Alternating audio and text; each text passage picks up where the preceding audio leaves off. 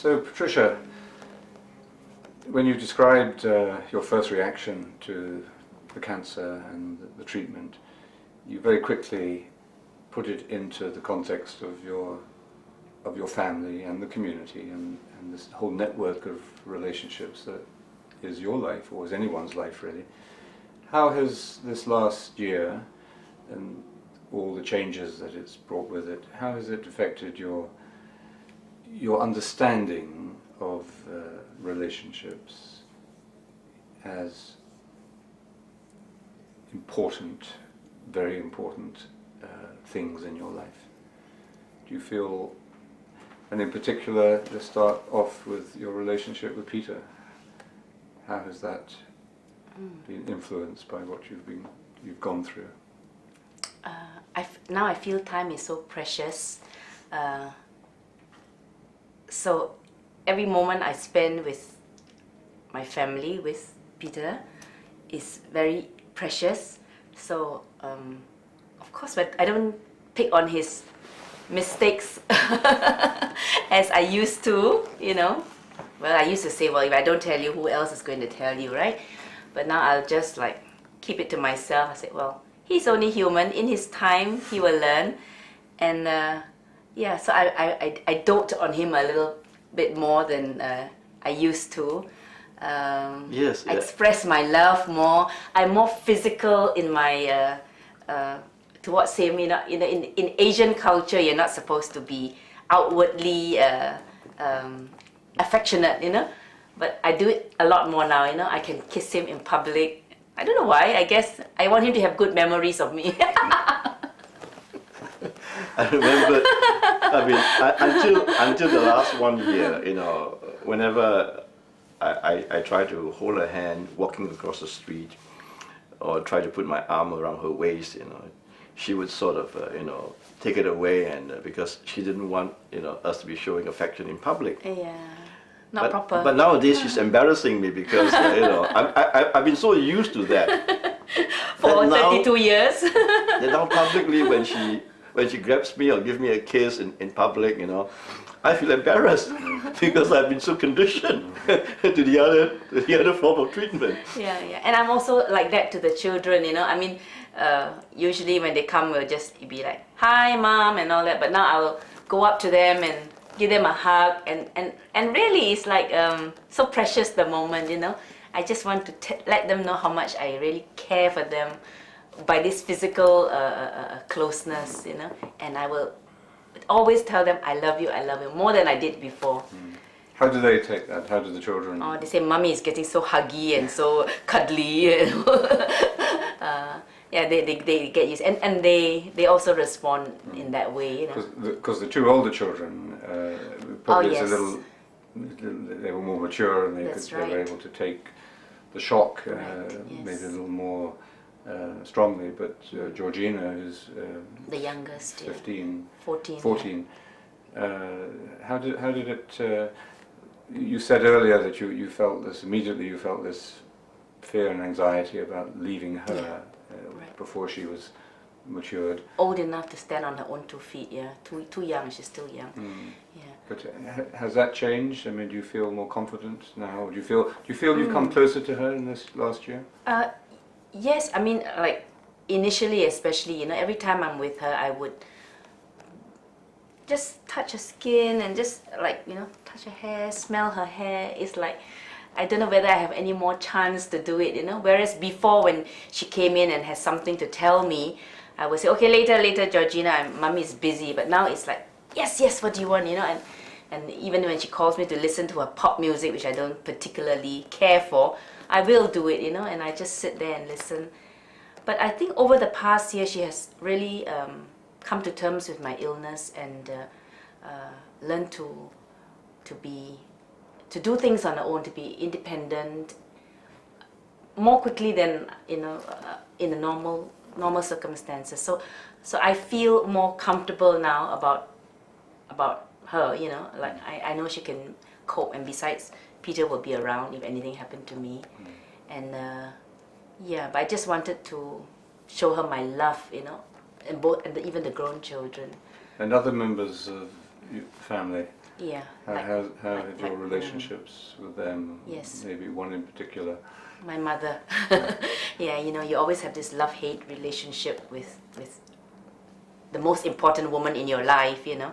And she used to be always looking towards me to reassure her, to pamper her, you know, and I could never give her enough to make her feel secure, that I would look after her to the end of her days, you know.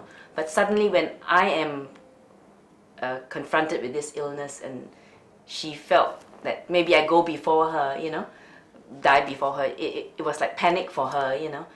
And suddenly things have changed. Instead of me having to reassure her, now she is like taking care of me, which she never really did when I became an adult, you know. She was always looking for me to support, because my father died, passed away 28 years ago. So she has always lived with me and depended on me for every kind of support, you know. And sometimes it gets very tiring, because, you know, you can never do enough for her. But now it's like she's taken that load off me, and she's actually gone off to live with my brother, and that's taken off also another burden of me, because I don't have to face her every day and face all her naggings. And when she comes to visit, she's always in a good mood, and you know, she's be more concerned about me than talking about her own problems. So I think even she herself has matured, you know, and that's great, because I always thought she never grew up from being a you know, pampered child, and later a pampered wife, and then a pampered mother. But now she's really come into her own, and she has her own things to do. So she doesn't have to worry about my day-to-day, the progress of my sickness, or, you know, whatever. So that's been good for her, and for me, because I am relieved of worrying about her. You found the right distance. That's right, that's right. Both of us needed that space to grow and to appreciate each other, you know. Can you think of any relationships which have not benefited from the illness and all that you've gone through? No, I think everything has benefited. All your relationships? Everything, yeah. Even with my friends, they come more often because they don't know how long I have. Whereas in the old days, you know, we would keep putting things off, you know, and everybody's going about their own things. So now they meet, they see me, and then they see each other in my home. So they are also rebonding with each other. They get closer, you know, and friends around the world call me and write to me. You know? Because in the meditation community in Singapore, Peter and you have worked to build it up in a wonderful way over the last number of years. Yes. But Peter's, you know, more of the out in the front and organizational, and you always preferred the quieter role, but you were also the networker, and you were the personal bonding, and that was your natural gift to bring people together, to give them a little bit of extra personal attention. And it seems as if that role, which is a role that you've had in the family, of course, nurturing and unifying the family, but that role seems to have deepened and strengthened even in this last year. Would that be right? Well, I think at the very beginning of the when she was diagnosed with cancer and when she was receiving the treatment, I remembered we had two very touching messages, one by email and the other was a phone conversation from two of our meditators. In the email, this meditator who has been with us for quite a number of years spoke about how she felt on hearing the news of Patricia's illness, and said that she knows and she values so much the fact that she was the mother of the meditation community in Singapore. You know, that she was the person who was nurturing it in her way. And I might have been the teacher, I might have been the activist, but she was the person who they look to as the mother of the community. And this meditator wanted to tell us how much she appreciated that, and she wanted to express her love for us. And the other touching moment was when we received a telephone call from a recent meditator who told and who broke down over the phone, and this man said that Peter and Patricia, you must hang in there. You must pull through this because we need you. We need you because you've given so much to the community, and we need you to still be around with us. And those were extremely touching moments because it brought us to tears to feel at that moment how much people felt that they have benefited from the work that we have done. It was such a strong affirmation of the work that we were doing, and also I think at that moment when we felt that we needed to be supported, they were the ones who were giving us the nourishment and the support.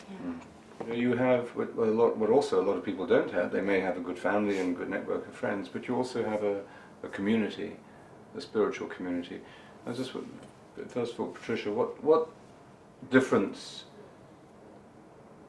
did the meditation community, the spiritual community, have for you as you went into this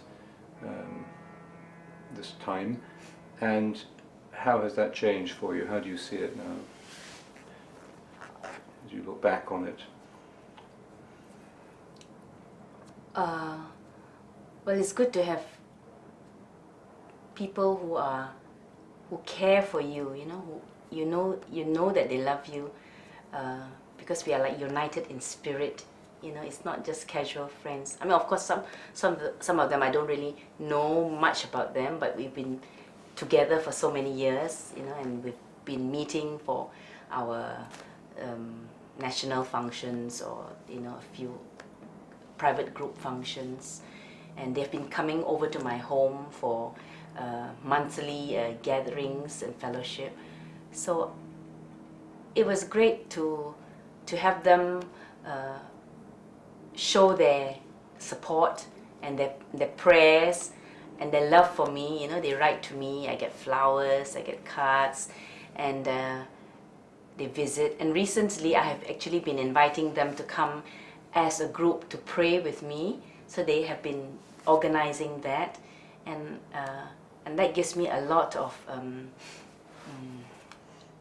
encouragement in this journey to pray with my fellow meditators, because I can't go out to see them now because of my medical treatments, and I don't want to be exposed to germs and virus, but they come in small groups to visit.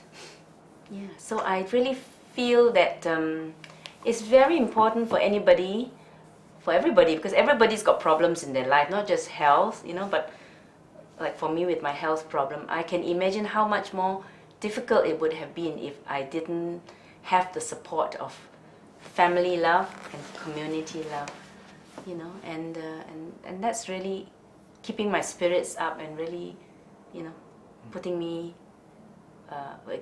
keeping me sane, and besides that, I get the feedback that they also receive inspiration from me. I don't know how, but they seem to enjoy visiting me, and they feel that I'm such a inspiration to them. So I'm grateful that in my weakness I can still do something and be of use, and without the affirmation I wouldn't know that I am capable, of this role. And finally, on this question of relationship, how has your relationship with God been affected? Well, He's more real to me. I mean, before my illness, of course, I say I believe in God. I'm a disciple of Christ, but I think the relationship is not as real as it is now, because now it's like I can only depend on them. Lord, it's only you, nobody else, who can determine my future, and I do want to live, and I do want to continue to be with my family. So it's in your hands. So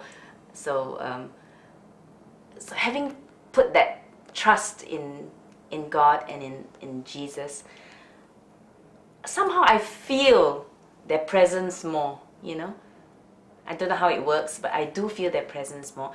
I definitely feel the love of God more intensely, and so the trust becomes deeper, because when you know somebody loves you, you really know it, then automatically you trust them, because you know that whatever they do or plan for you, which of course, you know, is must be good, will be good.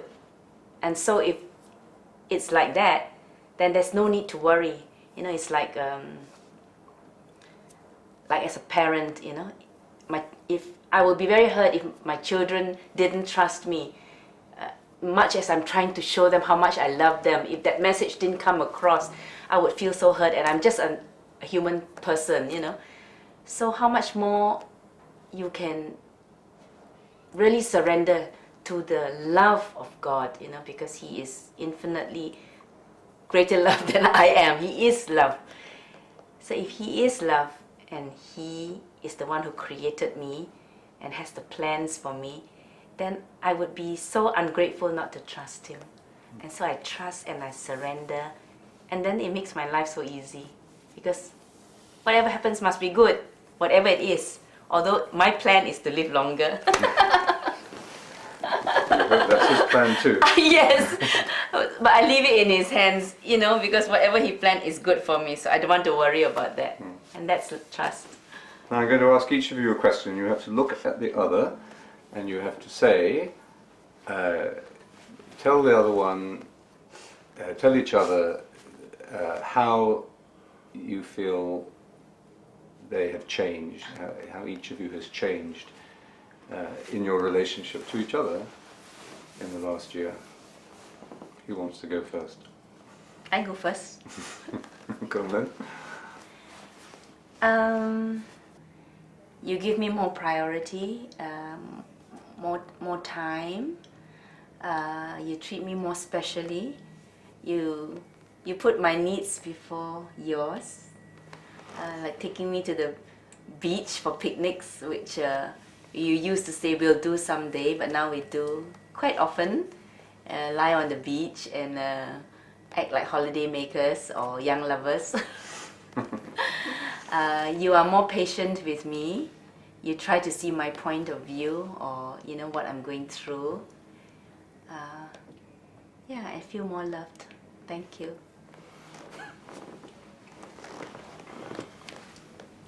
The fact that you agreed to do this interview and the fact that you elected to go first in this mutual interaction, it is a complete change of what you used to be, because you were rather shy about being interviewed, about speaking in public. You would always try to evade, you know, that request. So you're a new person. You're bolder, and maybe it is the illness, the urgency, and then this desire on your part to help others, you know. And I think that is quite a transformation. Secondly, the day I met you 38 years ago, you changed my life. And you changed my life because you revealed to me the love of God, and because you loved me. You showed me how to love. And in the last 1 year, you've taken that love to a much deeper and more very intense level. So this is an experience that I wouldn't trade it for anything in the world.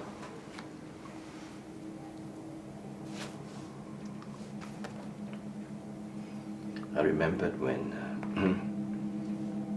in the initial months when I was coping with the pressures of dealing with this situation of caring for you and having to deal with the pressures of work in the office and having to do the things for the family that you used to do. Mm-hmm. I just felt so swamped and so overwhelmed, and And I remembered pouring out my woes to Fr Laurence and to Noel and Angela, our cousins, and they said, well, you know, maybe you should find a way of co-opting help from the children and from relatives. And and I was struggling with that. I was struggling with that because I wanted to spend as much time as I could with you. But I just found it very difficult, and I felt that I might get overburdened and I might crumble under the pressure. And so I was thinking, how can I possibly rebalance my my time? And I think it was a very significant moment one day when I was contemplating employing a chauffeur to drive my car to take you to the hospital and to fetch Georgina to and from school so that I don't have to do those things. And I was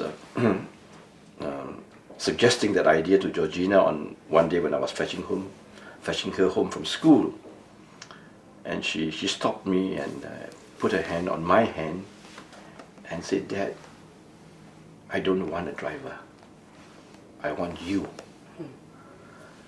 That was a very powerful moment because immediately I realized that what she said was something which could have come from you as well, that you didn't want a driver, you wanted me. And so I realized at that particular moment that I was being called,